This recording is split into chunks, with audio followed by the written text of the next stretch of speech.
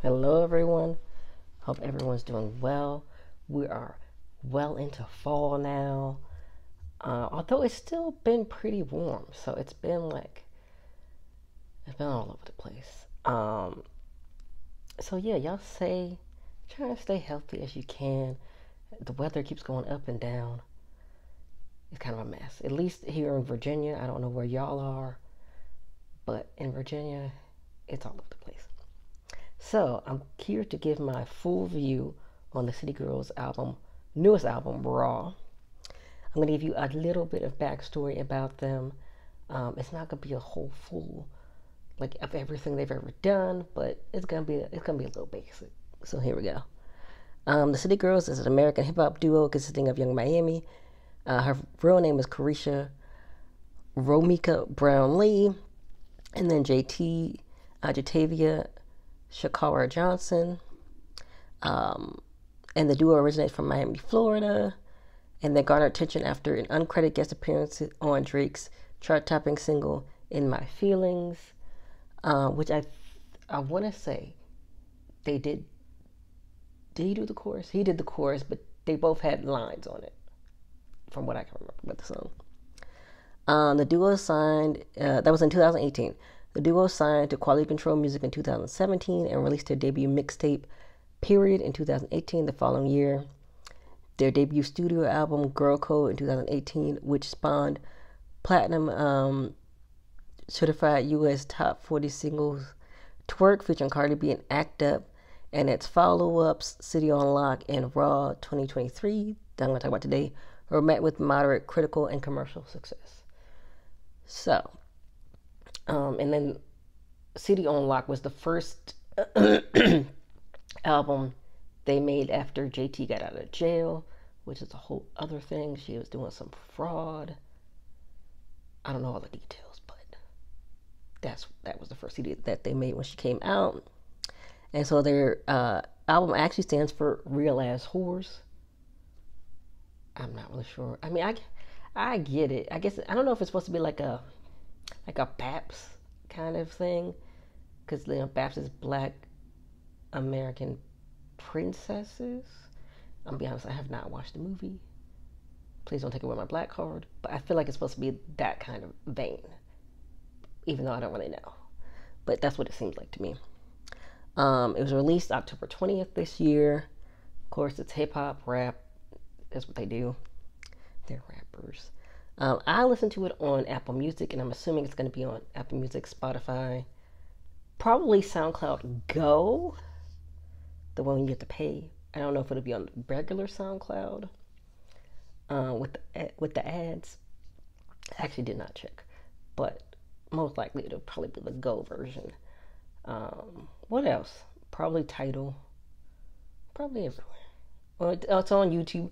Speaking of that, I have this app called Muzi where I can watch YouTube videos. So I wanted to re-listen to the album, and like add the songs from Muzi from the songs from the album onto my Muzi playlist so I could play it, because I'm doing a free trial with Apple, and then once that's done, I'm going again, because I've had like 3 free trials with Apple.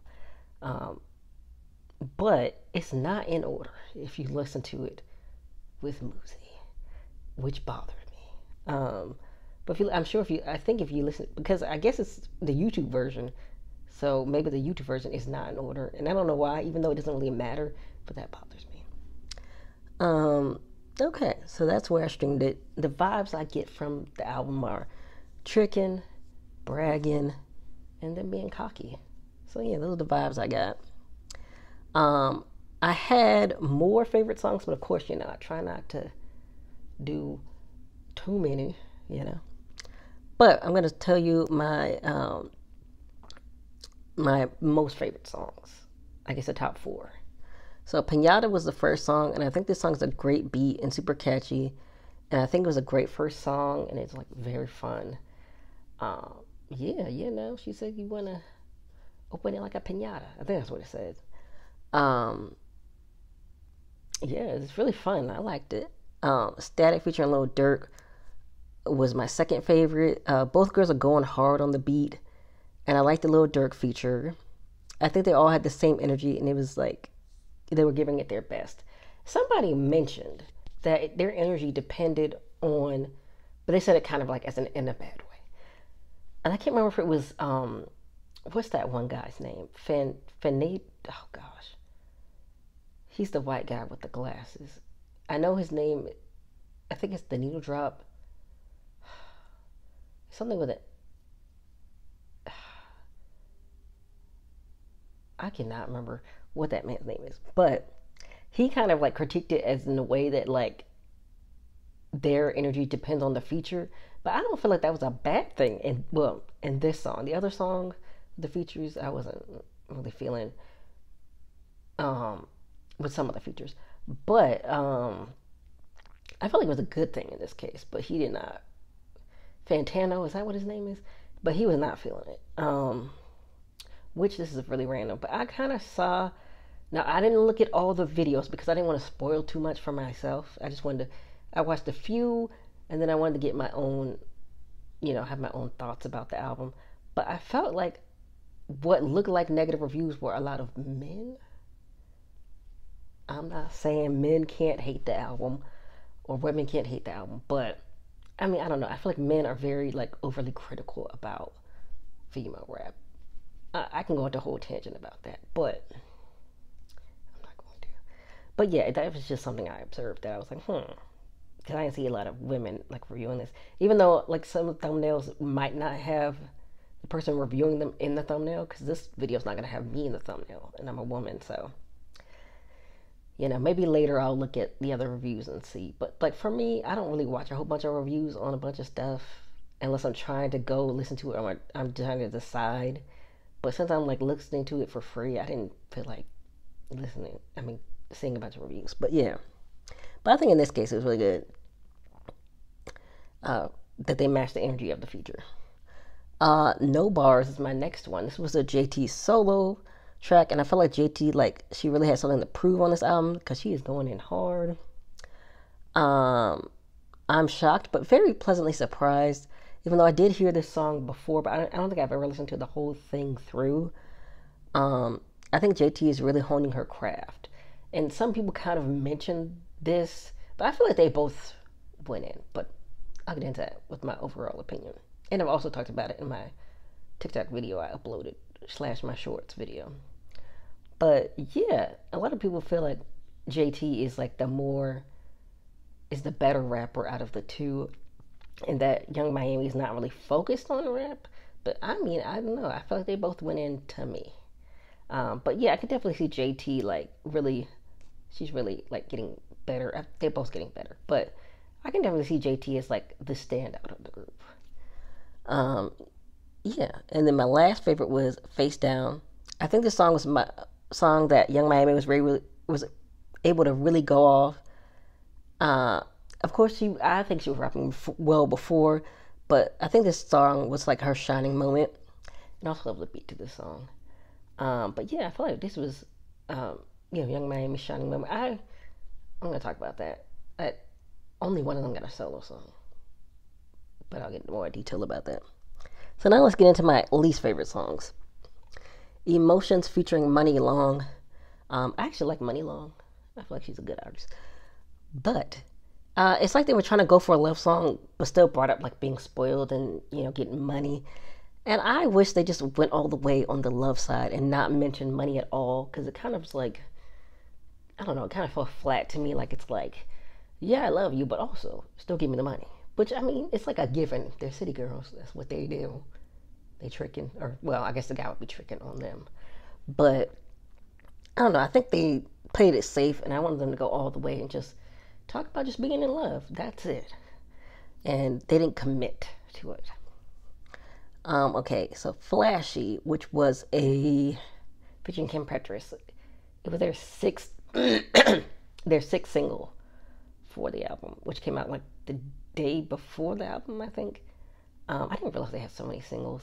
I only knew No Bars, I Need a Thug, and the Usher song Good Lovin', which a lot of artists are doing this now. I didn't know about the other three, which was Face That, and I can't remember the other two, but why are they putting songs from like the year before on the album coming out this year? But I guess it's to boost up, because if you already have the song out and it's already getting streams and you just put it on the album, maybe it'll get more streams. That's just my theory. But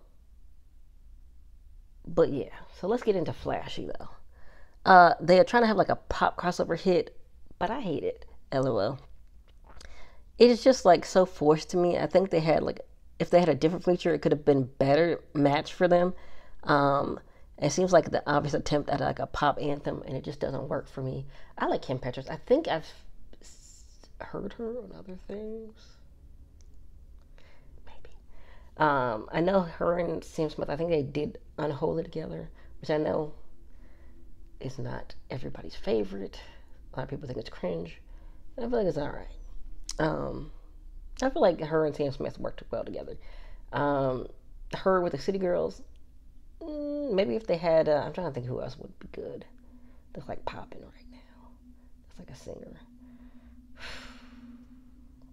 I don't know, but I feel like they could have been a better match. Now I can't think of anything or anybody. But yeah, maybe Chloe Bailey. I feel like that could have been worked. That could have really worked.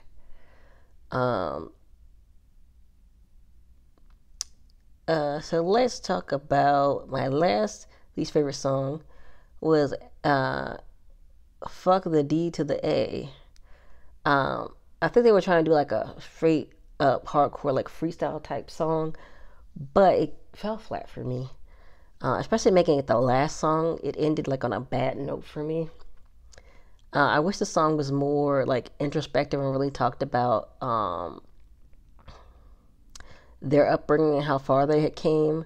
But I think they actually did that a lot on their previous album, so maybe they didn't want to do that too much of that again. Because like City on Lock, yeah, I think they talked a lot about their background, because I did listen to that album too. A lot about their background, you know, how far they come, different stuff like that. And I think they also had some like kind of experimental songs that were really interesting. Was Twerkulator on that album? I think it was. And they had another song on that album that was kind of like nursery rhyme-ish. It was really interesting. So maybe they should have like, I kind of feel like I wish they had like experimented a little more on this one as well as that one. But let me give my overall opinion. First of all, I will say again, I think both City Girls improved on this album. It was great to see they both put in work on certain songs. I do wish Miami could have her own solo song, though. That would have been cool for both of them to have their own solo track. I think I enjoyed most of the album, and I love the samples they used. I do remember a while ago, Young Miami said she did not like old school beats, but there were actually like a lot of like samples from old school songs. I felt like that was really interesting. Like maybe that was like a label thing, because they saw people like nostalgia in their own nostalgia trend, so they were like, let's get these samples. So I think they did most of them justice, and it worked. And of course, the subject matter were pretty much the same throughout the album. Which, I mean, like I said in my short video, that's just kind of how rap is. Everybody just raps about the same thing, even on the same project. It's just all the same. I would say, even though this album has like 18 songs, they were also short, so it didn't drag. But I still wish they had cut some of the songs, because some songs were a lot better than others. I like that they tried the pop crossover hit, but I didn't like it at all. I will say I enjoyed the album overall, and I do get the criticism about the subject matters, but I would still give it a 7 out of 10. I think the beginning was the best part, and the ending was just kind of like meh for me. So yeah, that's my review of the City Girls Raw. And I tried a new poem style for this video. I was originally going to use something I already wrote, but I didn't write it before. I wrote it before I listened to the album, so I didn't feel like that should count. I should do something new. So I'm doing something new. So there's this poetry style called the 7/5 Trochee. I'm going to put the form in the comments as always. So it was created by Andrea Dietrich. I hope I said her name right. I'm going to put it in the description now. Is of 2 or more quatrain stanzas with the following set rules. So the meter is, for each 4 lines is 7. syllable, 5 syllable, or I guess we stresses, 7, 5, 7, 5. And then you can either do A, B, C, B as the rhyme scheme, or you can be A, B, A, B. And I did A, B, A, B because that was the easiest for me. Because I already had to count these syllables. I just wanted to make the rhyme also easy for me. Because I'm going to be honest with you, this was a little difficult. And then there's like information about the poem style, what the stresses and stuff, but you can just read that on your own. So the poem I wrote is called All Mine. It's inspired by the song A Face Down. And like I said, this was a little difficult to me because I was trying to say, that's one thing about syllable poems. You try to say stuff, but you got to stay in the parameters, so you don't want to go outside of the parameters, but you still want to get your message across. So that does make it hard. Versus free verse, where you can just say whatever. You don't have to rhyme. You don't have to do any of this. But here it goes. All mine. I see what I want, and I will get it from you or another rich guy I spy. Don't take it wrong, boo, 'cause I can get it myself. But why spend a dime by putting stress on my wealth when what's yours is mine? So yeah. So those 8 lines don't seem like they would be difficult, but they were. But I'm so glad I tried a new style. I'm always proud of myself when I push my limits as a writer, because you would think, since I've been writing since I was 13, almost 20 years, I have tried everything, and I have not tried everything.